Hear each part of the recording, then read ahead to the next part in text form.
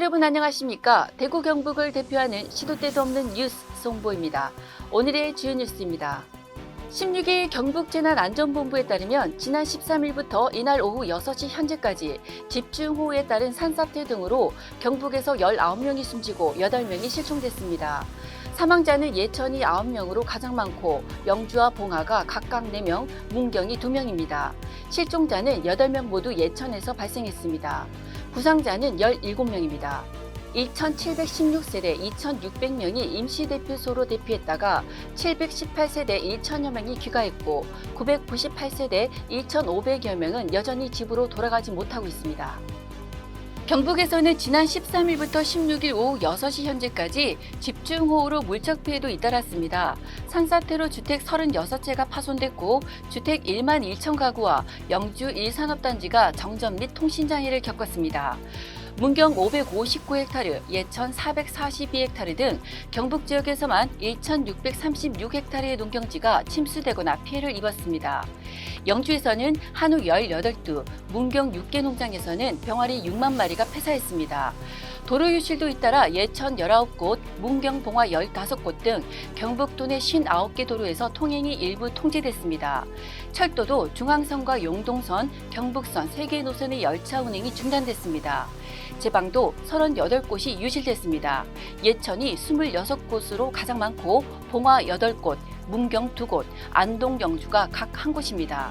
상하수도 시설도 49곳이 파손됐다가 13곳은 긴급 복구를 통해 정상화됐습니다. 대구 달성군 소유 26인승 모터보트인 사문진 쾌속선이 유실됐습니다. 16일 대구시와 지역 주민 등에 따르면 시설물을 순찰하던 관할 지자체와 유관 기관 직원들이 전날 오후 5시 50분쯤 구지면 오설리 낙동강 레포츠밸리 수상레저센터에 있던 계류장이 유실된 것을 확인했습니다. 당시 계류장에 있는 사문진 쾌속선을 비롯해 제트스키 등 물놀이 시설이 있었습니다.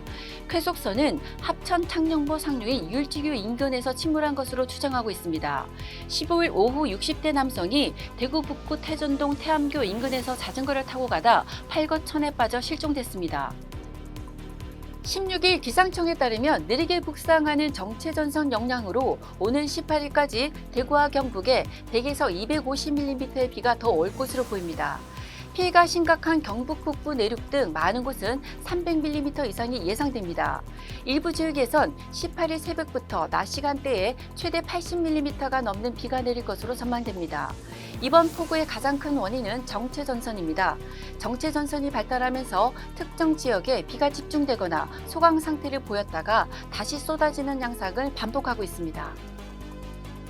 대구시가 신청사 건립을 위한 최종 계획안을 제시했지만 건립 예정지 달서구 지역 정치권에 이어 달서구청과 지역 주민들도 반대하고 나섰습니다. 이태훈 달서구청장은 어떠한 이유로도 기존 합의로 결정된 사항을 흔드는 것은 바람직하지 못하다고 반대했습니다. 김차섭 시청사 바로 세우기 추진위원회 회장 또한 부지 매각에 찬성하던 지역 정치권도 대구시의 최종안에는 반대 입장으로 돌아섰다며 체육시설을 짓는 것은 얼토당토하는 이야기고 부지 매각에도 반대한다고 목소리를 높였습니다. 삼성전자가 디지털 헬스케어 분야에서 대구 지역 스타트업과 상생하기 위한 사업화 모델 발굴에 나섭니다. 대구시는 17일 대구 창조경제혁신센터에서 삼성 헬스 스타트업 데이 대구를 개최합니다. 이번 행사는 삼성이 대구의 우수 스타트업과 소프트웨어 개발 등 사업 협력 방안을 찾기 위한 오픈 이노베이션의 일환으로 마련했습니다. 삼성전자 디지털 헬스팀, 지역 스타트업과 연구소 관계자 등 70여 명이 참석합니다. 삼성은 삼성전자 C랩 아웃사이드 대구를 오픈 이노베이션 창구로 적극 활용할 계획입니다. 17일 대구와 경북 지역은 강하고 많은 비가 내리겠습니다. 비가 내리고 대기 확산이 원활해 미세먼지 농도는 좋음 수준입니다.